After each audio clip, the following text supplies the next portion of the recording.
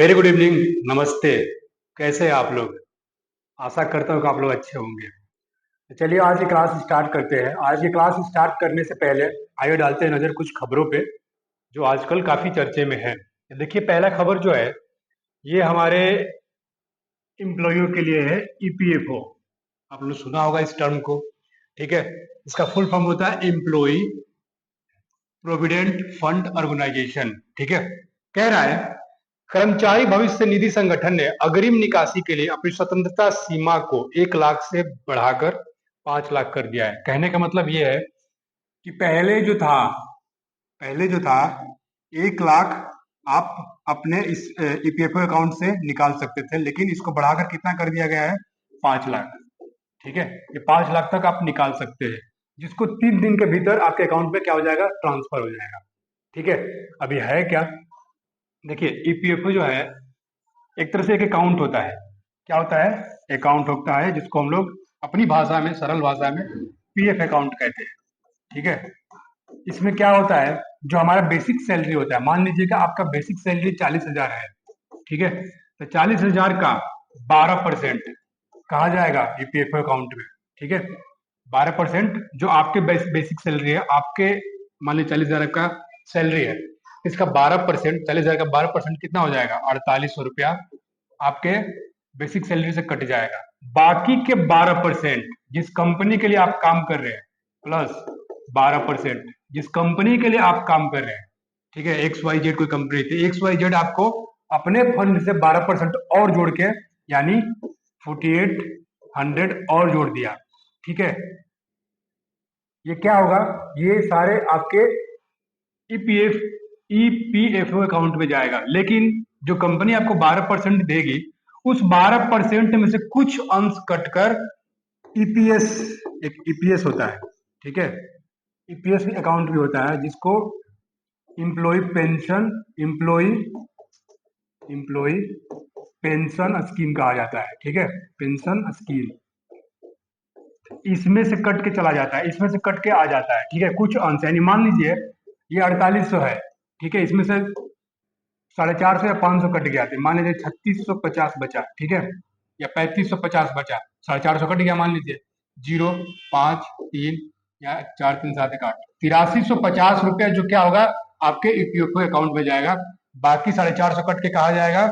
EPS account में। एक छोटा सा एक आपको उदाहरण दे रहा हूं मैं, ये उदाहरण है, आप इसको मतलब कि एक डेटा की तरह लेकर मत चलिएगा, ठीक है ना। एग्जैक्ट फिगर नहीं है, लेकिन ये एग्जैक्ट फिगर है कि आपके बेसिक सैलरी का 12% क्या होगा? ईपीएफओ में जाएगा, ठीक है। ठीक है, समझ गए होंगे आप लोग। चलिए ये हो गया ईपीएफओ। अगला न्यूज देखिए, अगला न्यूज है ईस्ट कोस्ट रेलवे। पता नहीं ये क्या है। ईस्ट कोस्ट रेलवे रथ यात्रा है, रथ यात्रा 2025 से पहले एक समर्पित मोबाइल ऐप ई कोर यात्रा लॉन्च किया है। देखिए एक मोबाइल एप्लीकेशन की बात कर रहा है ये, और उसका नाम क्या है? ई कोर, ई कोर, ठीक है। किसने किया है? तो इंडियन रेलवे ने, ठीक है ना। इंडियन रेलवे ने क्या किया है? लॉन्च किया है। आप लोग देख सकते हैं क्या है इमेज, ई कोर यात्रा, ठीक है। ई कोर यात्रा के नाम से कौन किया है? ये आईआरसीटीसी ने, इंडियन रेलवे ने किया है। इसमें क्या ये इसका क्या काम है? अब देखिए अभी उड़ीसा के पुरी एक जगह है, पुरी में जगन्नाथ भगवान का क्या रथ यात्रा निकलता है।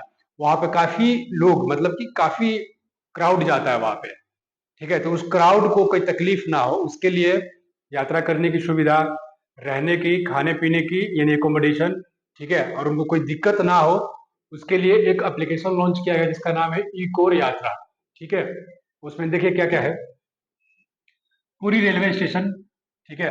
फैसिलिटी एट पुरी स्टेशन, मतलब पुरी स्टेशन पे क्या फैसिलिटी आपको मिलेगा, पुरी में क्या क्या घूमने लायक है, लॉर्ड जगन्नाथ के बारे में क्या क्या जानना है आपको, पूरी टिकट काउंटर।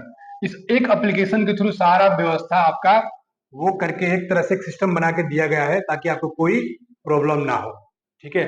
इस रथ यात्रा में जाने वाले श्रद्धालुओं को कोई प्रॉब्लम ना हो उसके लिए क्या किया गया है? एक एप्लीकेशन लॉन्च किया गया है, और उस एप्लीकेशन के थ्रू आप अपना एकोमोडेशन जान सकते हैं, अपना यात्रा के टिकट जान सकते हैं, कहाँ रुकना है, क्या क्या कर सकते हैं पुरी में जाने के बाद, कहाँ मुझे आराम करना है, कहाँ बैठना है, सारे विस्तार से इस चीज में दिया गया है।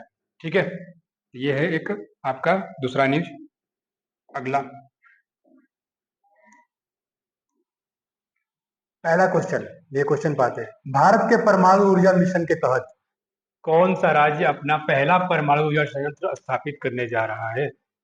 तो भारत के परमाणु ऊर्जा मिशन के तहत कौन सा राज्य की बात हो रही है? तो देखिए, ये बिहार राज्य, ठीक है ना, ये बिहार में पहली बार बिहार में क्या होने जा रहा है, परमाणु ऊर्जा संयंत्र बनने जा रहा है।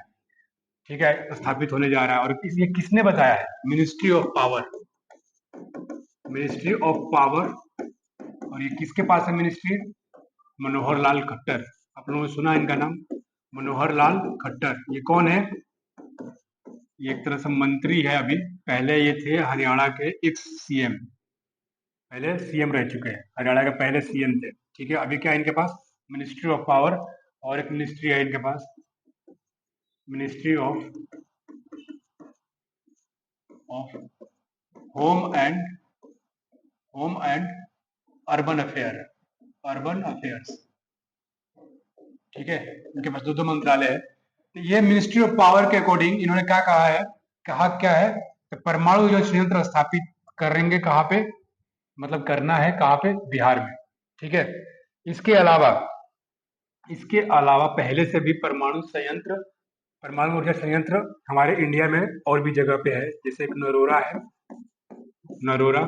ठीक है, तारापुर सुना है आप लोग? तारापुर, तारापुर, तारापुर। ठीक है, नरोरा कहाँ है? यूपी में, उत्तर प्रदेश में। तारापुर कहाँ है? महाराष्ट्र में। तो ऑलरेडी पहले ये भी ये इस जगह पे क्या है, परमाणु ऊर्जा संयंत्र ऑलरेडी यहाँ पे बने पड़े हैं। ठीक है, और इसमें क्या बताया था? हाँ देखिए, बिहार, बिहार में बताया था आप लोगों को वाटर मेट्रो। ये क्लास थोड़ा तेजी से चल रहा है, ठीक है ना?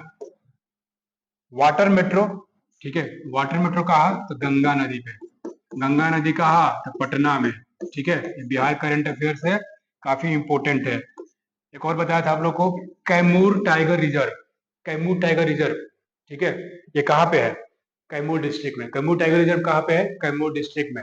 ये बिहार का दूसरा टाइगर रिजर्व है। इससे पहले एक और टाइगर रिजर्व है, जो ओनली वन, एक ही टाइगर रिजर्व था बिहार में, उसका नाम था वाल्मीकि टाइगर रिजर्व, जो पश्चिमी चंपारण में है। Kaimur tiger reserve. ठीक है, ये टाइगर रिजर्व से क्या समझते हैं आप लोग? यहाँ पे टाइगरों को संरक्षित किया जाता है। ठीक है, वाल्मीकि टाइगर रिजर्व यहीं पे है, वाल्मीकि। वो कहाँ है? पश्चिमी चंपारण। ये तो कैमूर जिला में है, कैमूर जिला, वाल्मीकि टाइगर रिजर्व। बस यही दो टाइगर रिजर्व है हमारे बिहार में। ठीक है, और क्या बताया था आप लोग को बिहार में? हाँ, शेर प्रजनन केंद्र, शेर प्रजनन केंद्र, प्रजनन केंद्र। ठीक है, कहाँ पे? राजगीर। ठीक है, और क्या हुआ था बिहार में? खेलो इंडिया यूथ गेम, खेलो इंडिया यूथ गेम कहा हुआ था? बिहार में ही। ठीक है, इसमें टॉप कौन किया था? महाराष्ट्र, महाराष्ट्र। मैं बार बार बता रहा हूँ, क्यों बता रहा हूँ, आप लोगों को पता चल जाएगा जब एग्जाम होगा। ठीक है, 158 मेडल था टोटल। कितना मेडल था? 158, 158। ठीक है, और क्या हो सकता है बिहार में? बिहार में फिलहाल इतना ही। ठीक है, देखिए, जैसे बताया आप लोगों को, तारापुर, नरोरा। ठीक है, ऐसे ही दो तीन और भी जगह है जहाँ पे क्या कहते हैं, हमारे क्या कहते हैं, परमाणु ऊर्जा संयंत्र बने हुए हैं। जैसे हो गया काकरापर, हो गया कुडनकुलम, हो गया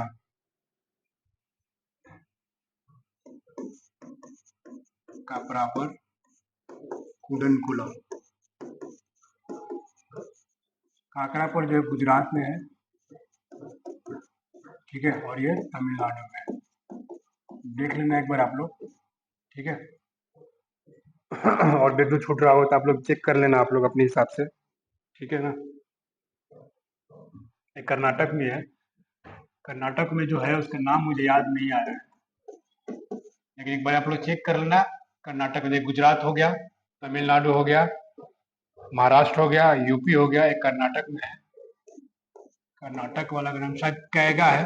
कैगा एक बार चेक करना आप लोग, ठीक है ना, गूगल कर लेना कैगा, जो कर्नाटक में, ये जो 5-6 जगह है, क्या है हमारे यहाँ देश में, परमाणु ऊर्जा संयंत्र, ठीक है ना। अब बिहार में भी बन रहा है, ठीक है, परमाणु ऊर्जा संयंत्र। चलिए आगे। कैबिनेट ने किस स्थान पर अंतर्राष्ट्रीय आलू केंद्र की स्थापना की मंजूरी दी है? देखिए, कैबिनेट ने आलू अंतर्राष्ट्रीय आलू केंद्र के लगाने की क्या दी है, मंजूरी दी है। तो इसका मतलब है कि ऑलरेडी होगा कहीं ना कहीं, ठीक है। तो अंतर्राष्ट्रीय बात कर रहा है, अंतर्राष्ट्रीय आलू यानी इंटरनेशनल लेवल पे बात कर रहा है, ठीक है। तो ऑलरेडी कहीं ना कहीं है। तो देखिए, जो ये अंतर्राष्ट्रीय आलू केंद्र की बात हो रही है, यानी इंटरनेशनल पोटैटो सेंटर आईपीसी, ये है, इसका मुख्यालय है पेरू में। पेरू एक देश है, ठीक है, पेरू। ये लोग क्या चाहते हैं कि हम इंडिया में एक क्या करें, अपना एक ब्रांच लगाए, ब्रांच, ठीक है। तो कहाँ लगेगा वो? आगरा में, ठीक है। कैबिनेट ने इसकी मंजूरी दी है आगरा में लगाने का, किसका? अंतर्राष्ट्रीय आलू केंद्र का, ठीक है। ये हमारे लिए क्षेत्रीय हो जाएगा, ठीक है। तो आगरा में, आगरा की बात आ रही है, तो आगरा में क्या है? ताजमहल, ठीक है। ताजमहल है, तो यहाँ पे क्या मनाते हैं? ताज महोत्सव, ताज महोत्सव। तो क्वेश्चन आया है, बहुत बार आया है, एग्जाम में देखने को बहुत मिला है। ताज महोत्सव कहाँ मनाया जाता है? तो आगरा में, ठीक है। चलिए इसमें इतना ही, आगे। हाँ, इसमें एक नाम होगा देख रहे हैं आप लोग, है ना, मुंबई। तो अभी यहाँ पे एस्टीमेट कमेटी का बैठक हुआ था 4-5 दिन पहले। एस्टीमेट एस्टीमेट कमेटी का बैठक, आप लोग चेक कर लेना, आप लोग, ये पूछ देगा एस्टीमेट कमेटी का बैठक कहाँ हुआ था? तो मुंबई में, याद रखना आप लोग इस चीज को। चलिए आगे। एस्टीमेट कमेटी का बैठक कहाँ हुआ था? मुंबई में। किस दिन को संविधान हत्या दिवस के रूप में मनाया जाता है? देखिए, संविधान हत्या दिवस एक टर्म आया है, हो सकता है आप लोग पहले भी सुना होगा। 1975 में इंदिरा गांधी जब प्रधानमंत्री थी हमारे देश का, तो उन्होंने आपातकाल की घोषणा किया था। आपातकाल घोषणा किया था, तो उस टाइम जैसे ही आपातकाल का उन्होंने घोषणा किया, तो जो अधिकारी अधिकारी थे, कुछ अधिकारी थे जो उनको पोजीशन में, चाहे उनके खिलाफ बात करते होंगे, उनको मारा गया, पीटा गया, जेल भेजा गया, ठीक है। कितनों को निकाल दिया गया नौकरी से, ठीक है ना। मतलब आपातकाल ऐसा लगाया गया, एक तरह से वो एक ऐसा मंजर था, जो उनको पोजीशन में थे, उनको उनको हमेशा खटकती है, खटकती रहेगी, ठीक है। जो अब वो ये कह लो कि ये हमारे हिस्ट्री में एक काला दिन की तरह था, ठीक है, आपातकाल, जो 18 महीने के लिए लगाया गया था। और कौन लगाया था? इंदिरा गांधी ने। तो देखिए, हम क्यों बात कर रहे हैं इस चीज का, क्योंकि ये उसी चीज पे, उसी दिन यानी 25 जून को, 25 जून 1975 को उनके द्वारा आपातकाल की घोषणा किया गया था, 25 जून 1975 को, ठीक है। अब देखिए, आप डेट और आज का डेट जोड़ लीजिए, दोनों के बीच की जो डिस्टेंस कवर हो रहा है वो 50 साल का है डिस्टेंस, 50 साल। ये 50 साल हो गए। उसी के उपलक्ष्य में पिछले साल डिसाइड किया गया था कि हम 25 जून को संविधान हत्या दिवस के रूप में मनाएंगे, ठीक है, संविधान हत्या दिवस के रूप में मनाएंगे, ठीक है। तो संविधान हत्या दिवस हो गया, तो संविधान दिवस कब मनाते हैं? संविधान दिवस कब मनाते हैं? याद रखिएगा आप लोग, 26 नवंबर को, ठीक है। 26 नवंबर को ही विधि दिवस भी कहते हैं, ठीक है। इसमें इतना ही, इसमें और कुछ ज्यादा नहीं है। चलिए अगला क्वेश्चन, ठीक है। अच्छा, ये जो आपातकाल जो लगाई थी मैडम हमारी इंदिरा गांधी जी, ये कौन सा आर्टिकल के तहत लगाई थी? इम्पोर्टेंट है, काफी इम्पोर्टेंट है, ये छूट गया है, ठीक है। आर्टिकल संख्या था 352, यानी अनुच्छेद संख्या 352, 352 के तहत क्या लगाया था? आपातकाल, ठीक है। चलिए आगे।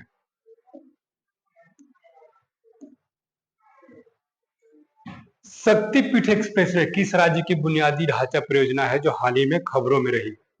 देखिए, ये शक्तिपीठ जो परियोजना है, ये एक तरह से एक्सप्रेसवे की बात कर रहा है ना। एक्सप्रेसवे, देखिए, एक्सप्रेसवे की बात कर रहा है। एक्सप्रेसवे क्या होता है? एक्सप्रेसवे एक तरह से एक सड़क है, ठीक है, जो एक बड़ा शहर को दूसरे बड़े शहर से जोड़ता है, ठीक है ना। क्या बोला मैंने? एक्सप्रेसवे एक ऐसी सड़क होती है जो एक बड़ा शहर को दूसरे बड़े शहर से जोड़ती है, ठीक है। तो देखिए, ये जो सड़क बन रही है, टोटल इसका जो दूरी है 802 किलोमीटर है। 802 किलोमीटर। ये नागपुर से गोवा को जोड़ता है।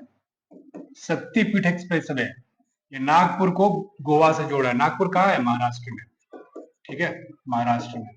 गोवा को जोड़ता है। कितना किलोमीटर है? 802 किलोमीटर, ठीक है।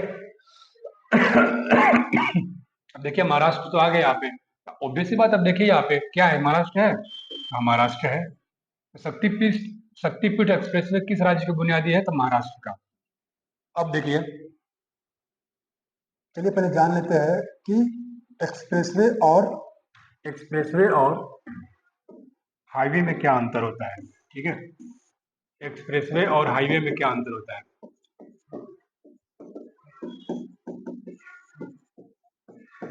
कहने का तो दोनों सड़क ही है, ठीक है, दोनों पे गाड़ियां चलती है। कहने का तो दोनों सड़क है। हाईवे और एक्सप्रेसवे में क्या अंतर है? देखिए, एक्सप्रेसवे एक बड़े शहर को दूसरे बड़े शहर से जोड़ता है। हाईवे जो है, क्या कहते हैं, एक छोटे शहर या बस्तियों को शहर से जोड़ता है, ठीक है। ध्यान से सुनिएगा आप लोग, मैं क्या कहना चाह रहा हूँ। जो हाईवे है, हाईवे होता है जो छोटे छोटे शहरों और बस्तियों को सड़क से जोड़ता है, ठीक है। एक्सप्रेसवे जो है एक बड़ी शहर को दूसरे बड़ी शहर के साथ जोड़ता है। एक्सप्रेसवे जो होता है 6 लेन या 8 लेन का होता है, ठीक है। 6 लेन मतलब 3 गाड़ी इधर से जा सकती है, 4 गाड़ी इधर से एक तरफ से जा सकती है, दूसरी तरफ से आ भी सकती है, 3 या 4 गाड़ियां। अगर बात करेंगे हाईवे का, तो हाईवे पे 1 या 2, यानी 2 या 4, ठीक है। यानी कि एक इधर से तो 2 हो जाएंगे। एक इधर से आ रही है, एक उधर से जा रही है, ठीक है। तो मतलब 2, यानी इधर से 2 जाएगी और 2 उधर से आएगी, यानी 4। 2 या 4 गाड़ियां आ जा सकती है, तो ये हाईवे होता है। और हाईवे का काम क्या होता है? छोटे छोटे शहरों और बस्तियों को सड़क मार्ग से जोड़ना, ठीक है। और एक्सप्रेसवे का काम क्या होता है? एक बड़ा शहर दूसरे बड़े शहर से जोड़ना, एक्सप्रेसवे का काम। देखिए, अब बात करेंगे लिमिट का, गाड़ियों को चलने का लिमिट। तो गाड़ी जो होती है, व्हीकल्स जो होती है, अगर एक्सप्रेसवे पे चलेगी तो उसका लिमिट होता है 120 किलोमीटर पर घंटा। अगर वो हाईवे पे चलेगी तो उसका लिमिट भी अलग होता है, जो 100 किलोमीटर पर घंटा होता है, ठीक है। एक्सप्रेसवे पे लिमिट गाड़ियों का होता है 120 किलोमीटर पर घंटे, और इसका होता है 100 किलोमीटर पर घंटा, ठीक है। ये बड़े शहरों को जोड़ता है, बड़े शहरों को, 2 बड़े शहरों को जोड़ता है, शहरों को जोड़ता है, ठीक है। ये क्या करता है? छोटे शहरों और बस्तियों को जोड़ता है, छोटे शहरों और बस्तियों को जोड़ता है,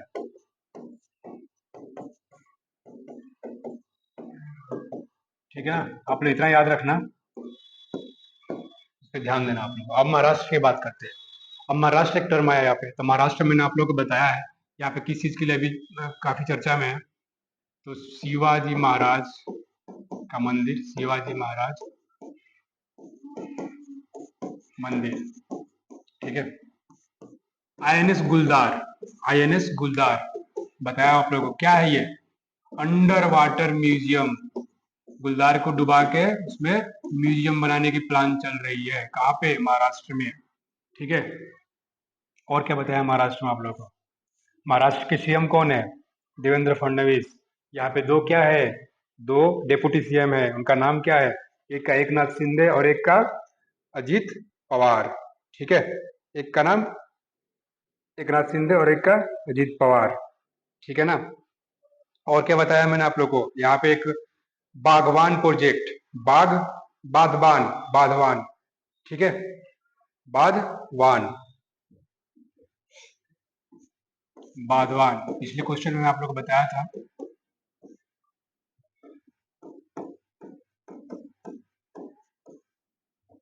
एस्टिमेट कमिटी का बैठक यहीं पे हुआ था, बताया था आप लोगों को। एस्टिमेट कमिटी का बैठक यहीं पे हुआ था। एस्टिमेट कमेटी का बैठक मुंबई में हुआ था।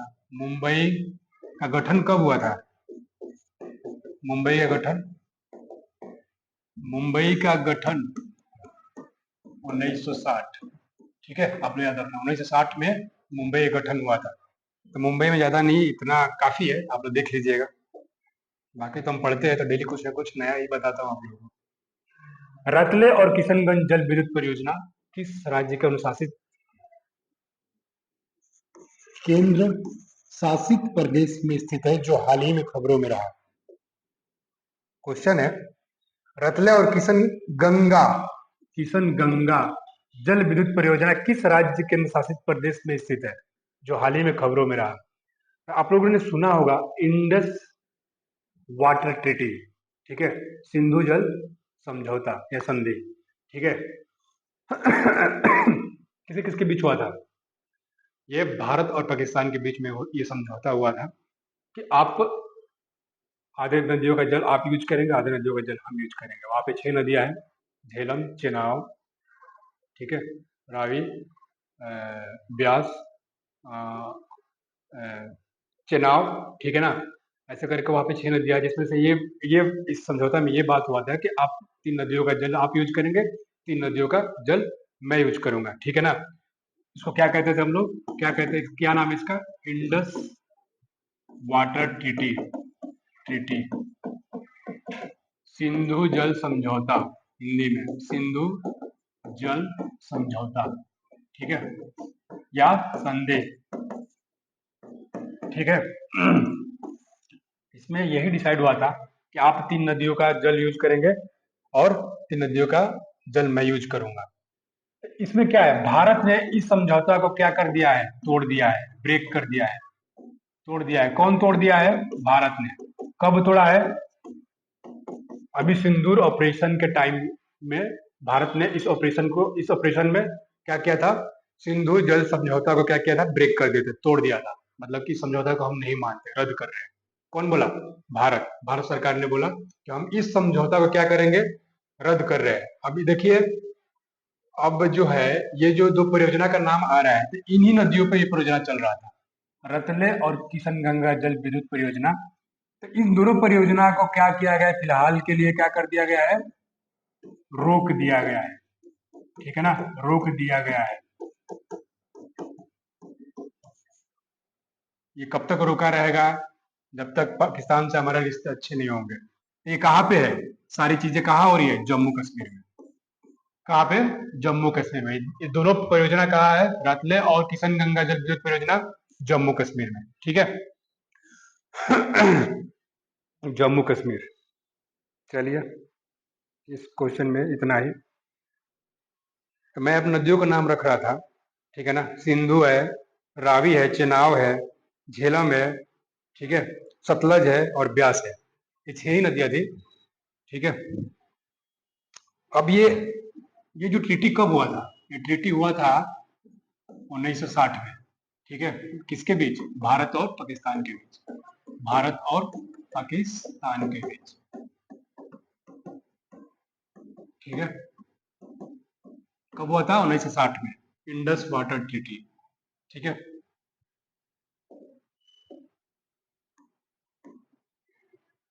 किस आईआईटी ने विशेष रूप से एससी एसटी के लिए पहले पीएचडी प्रवेश शुरू किया? मतलब कि कोई आईआईटी है, ठीक है, क्वेश्चन पूछ रहा है, कोई आईआईटी है जो पहले एससी एसटी के कैंडिडेट को अपने आईआईटी में क्या प्रवेश दे रहा है पढ़ने के लिए, पीएचडी। कौन है? तो वो आईआईटी उसी के रूप में पूछ रहा है ये। देखिए, पहले जानेंगे आईआईटी का फुल फॉर्म क्या होता है। आईआईटी का फुल फॉर्म होता है इंडियन इंस्टीट्यूट ऑफ टेक्नोलॉजी। अब होता क्या है इसमें? देखिए, ये एक तरह से क्या है, टॉप लेवल का इंडिया का एक कॉलेज है, जहाँ पे इंजीनियर प्रोड्यूस होते हैं, जहाँ पे इंजीनियर बनाए जाते हैं, ठीक है। देखिए, इंजीनियर कहने का मतलब ये हो गया कि अगर आईआईटी में कोई बच्चा चला गया, सिलेक्शन हो गया उनका और आईआईटी में जाकर पढ़ने लगा, तो केवल पढ़ने के साथ साथ केवल पढ़ेगा ही नहीं, उस पे रिसर्च और डेवलपमेंट पे भी काम करने का मौका मिलता है उनको। ठीक है, ध्यान से सुनिएगा मैं क्या कहना चाह रहा हूँ। रिसर्च और डेवलपमेंट पे भी काम, मतलब कि आप नए नए चीजों को बना सकते हैं, कुछ नई चीजों को खोज कर सकते हैं। ठीक है, कहाँ पे? आईआईटी में। आईआईटी में आप जाके क्या कर सकते हैं? रिसर्च एंड डेवलपमेंट पे अपने स्किल्स को क्या कर सकते हैं? डेवलप कर सकते हैं। ठीक है, आप लोग सुनते होंगे आए दिन कि फलना आईआईटी में इन्होंने ये चीज बना दिया, वो चीज बना दिया, फलना ने ये चीज का आविष्कार कर दिया, इस आईआईटी में इस आईआईटी का स्टूडेंट ने ये कर दिया, वो कर दिया। आप सुनते होंगे। ठीक है, ये कहाँ से आते हैं? ये आईआईटी में ही क्या इनको क्या किस चीज की छूट मिलती है? रिसर्च और डेवलपमेंट करने की। ठीक है, तो ये क्या कह रहा है? क्वेश्चन कह रहा है किस आईआईटी ने विशेष रूप से एससी एसटी के लिए पहले पीएचडी प्रवेश शुरू किया है? इसका आंसर होगा आईआईटी दिल्ली। आईआईटी दिल्ली। ठीक है ना, आईआईटी दिल्ली वालों ने क्या किया है? प्रवेश देना स्टार्ट कर दिया है एससी एसटी के कैंडिडेट को, जो पीएचडी करेंगे उसके लिए एंट्री अवेलेबल हो गया है। जिसको पीएचडी करना है वो पहुंचे आईआईटी दिल्ली, एससी एसटी के कैंडिडेट।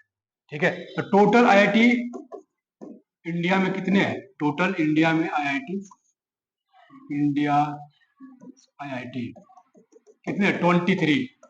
टोटल आईआईटी कितने इंडिया में? 23। ठीक है, तो सबसे पुराना आईआईटी कौन है? सबसे पुराना मतलब सबसे पहला, फर्स्ट वाला की बात कर रहा है। सबसे पुराना आईआईटी खड़गपुर। अब खड़गपुर कहाँ है? खड़गपुर जो है पश्चिम बंगाल में है। कहाँ पे है? पश्चिम बंगाल में। ठीक है, सबसे पुराना आईआईटी। इस क्वेश्चन में इससे ज्यादा क्या बताऊं मैं आप लोगों को।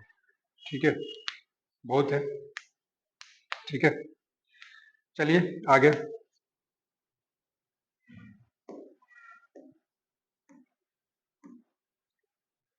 देखिए क्वेश्चन है, अंबुबाची उत्सव प्रतिवर्ष किस राज्य में मनाया जाता है?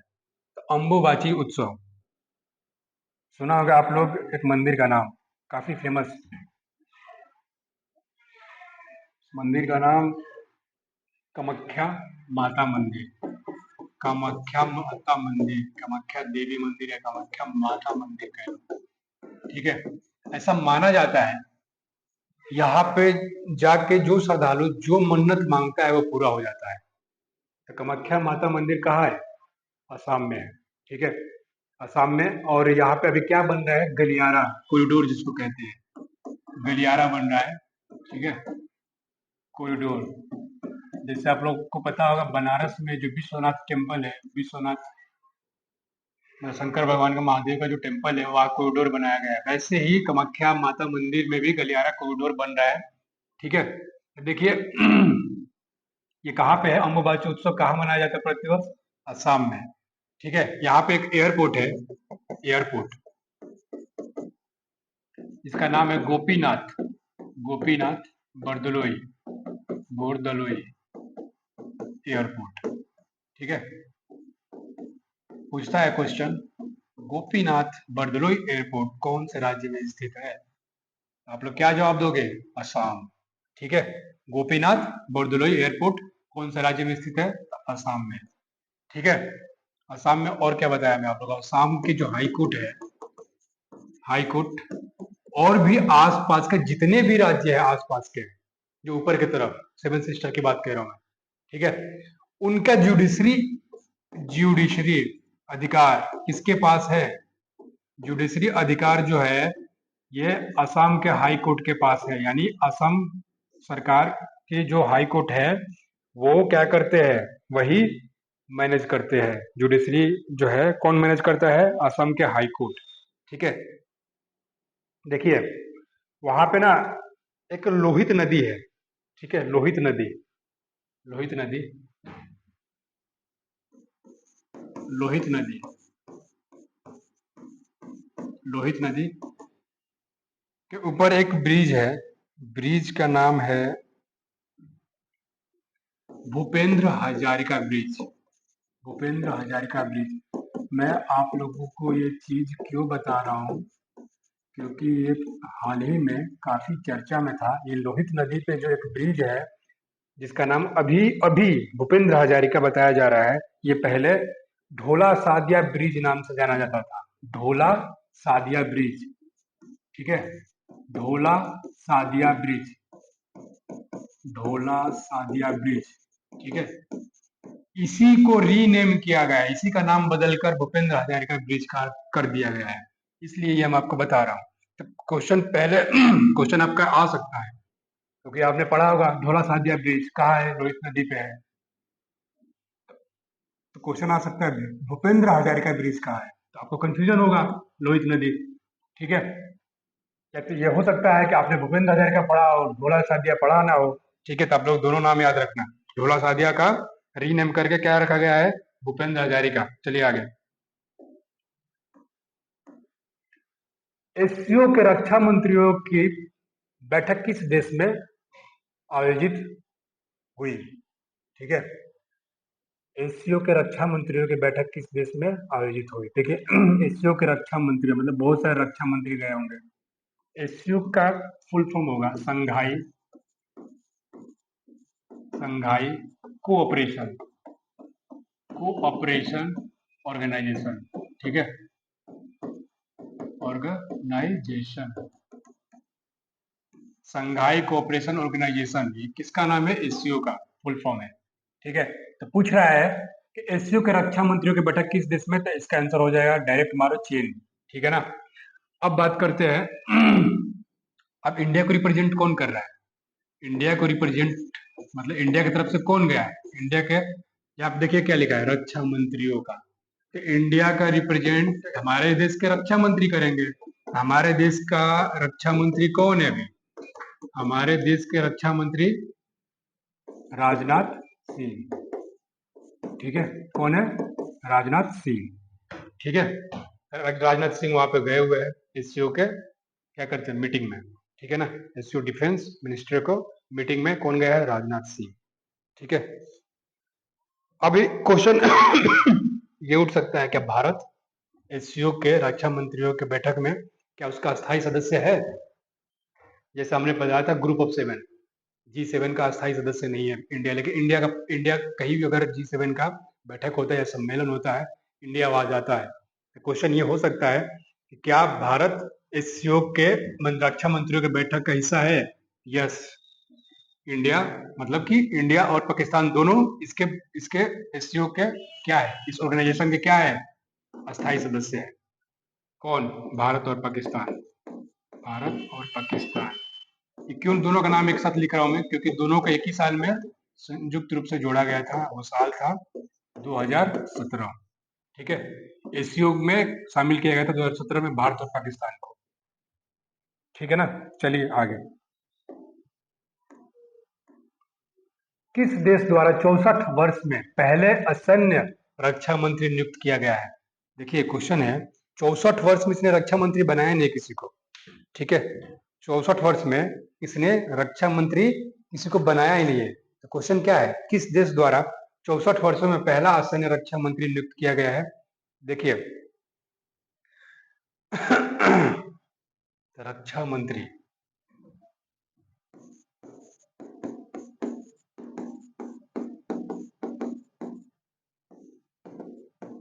रक्षा मंत्री का जिसको नियुक्त किया है उनका नाम जान लीजिए पहले, क्योंकि नाम थोड़ा सा टेढ़ा है। अहन ग्यूम, ठीक है, क्या नाम है, अहन ग्यूम। किसने किया है, तो देखिए सबसे पहले जानेंगे पहले कहाँ पे हुआ है, दक्षिण कोरिया में, ठीक है। कहाँ पे, दक्षिण कोरिया में हुआ है। दक्षिण कोरिया के प्रेसिडेंट कौन है, लाय जाय म्योंग, ठीक है ना, लाय जाय लाय जाय म्योंग, ठीक है। ये कौन है, प्रेसिडेंट है, कहाँ का, दक्षिण अफ्रीका का, सॉरी साउथ कोरिया का। साउथ कोरिया का प्रेसिडेंट कौन है, लाय जाय म्योंग, लाय जाय म्योंग। रक्षा मंत्री कौन है, अहन ग्यू, ठीक है। ये प्रेसिडेंट है, इनके द्वारा चुना गया है इनको, रक्षा मंत्री को, किसके द्वारा, लाय जाय म्योंग ने चुना है किसको, अहन ग्यू को, ठीक है। अहन ग्यू को चुना है। साउथ कोरिया की बात करें तो सेमीकंडक्टर चीप सबसे ज्यादा वर्ल्ड में, सबसे ज्यादा वर्ल्ड में, विश्व में सबसे ज्यादा कौन बनाता है? यही लोग बनाता है। कौन? South Korea. ठीक है, साउथ कोरिया में सेमीकंडक्टर चिप सबसे ज्यादा बनता है। यहाँ से भारत, भारत को छोड़ो, भारत के अलावा और भी बहुत सारे देश क्या होते हैं, इंपोर्ट करते हैं सेमीकंडक्टर चिप। चलिए इसमें इतना ही, आगे। एशियाई पैरा बैडमिंटन चैंपियनशिप 2025 का मेजबान कौन सा देश है? देखिए इसका आंसर होगा थाईलैंड। ठीक है, इसका आंसर क्या होगा? थाईलैंड। एशियाई पैरा बैडमिंटन चैंपियनशिप 2025 का मेजबान कौन सा देश है? तो थाईलैंड है। इसमें ज्यादा कुछ बताने के लिए है नहीं। बैडमिंटन महासंघ का हेडक्वार्टर, मतलब बैडमिंटन महासंघ कहाँ है? क्वेश्चन आपका आ सकता है, तो आप लोग याद रखना, कुआलालंपुर, कुआलालंपुर, कुआलालंपुर,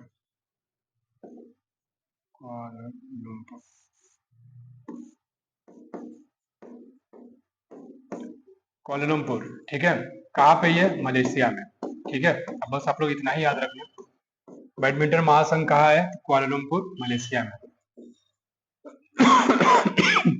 आगे, भारत सरकार द्वारा हाल ही में किशोरियों को कुशल बनने के लिए शुरू की गई पहल का नाम क्या है?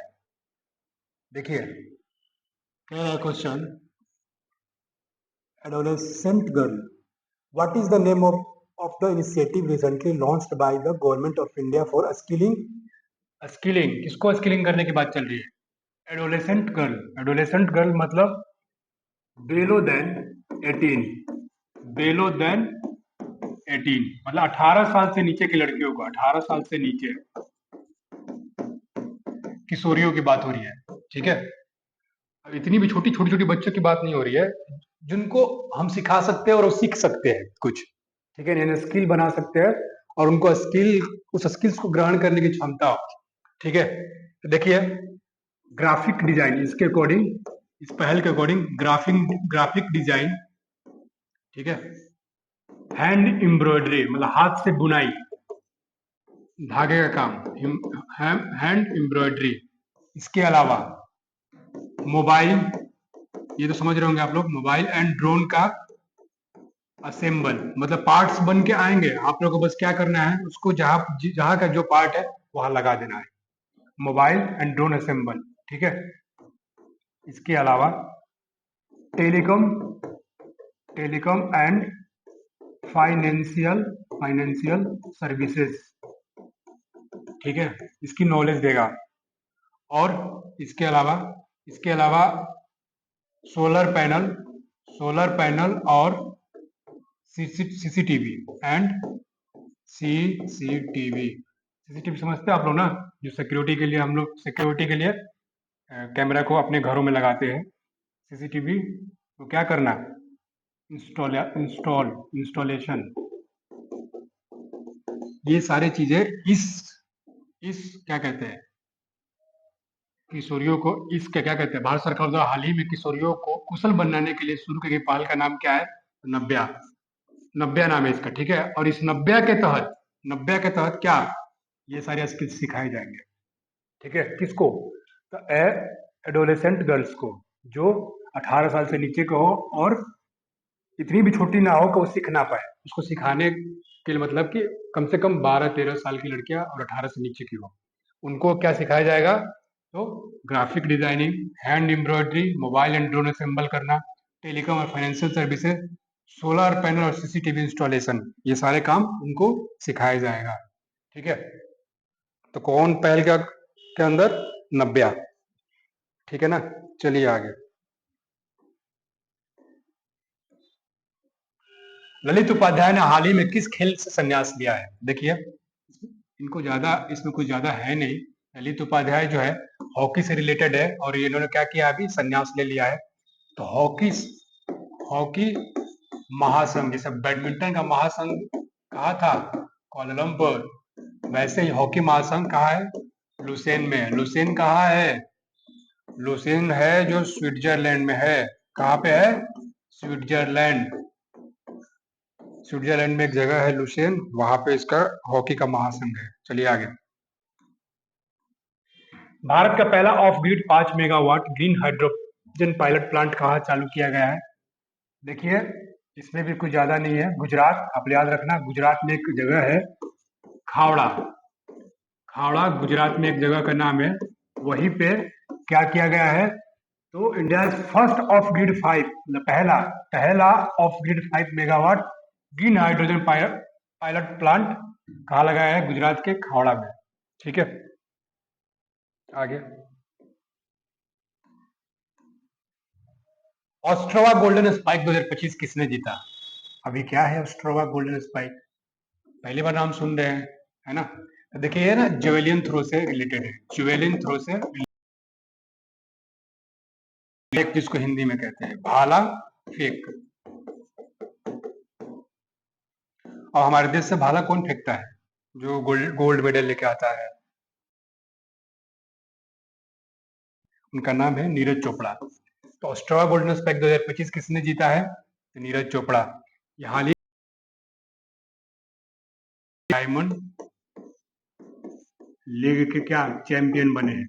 ठीक है, कहाँ पे? पेरिस। पेरिस डायमंड लीग के चैंपियन कौन?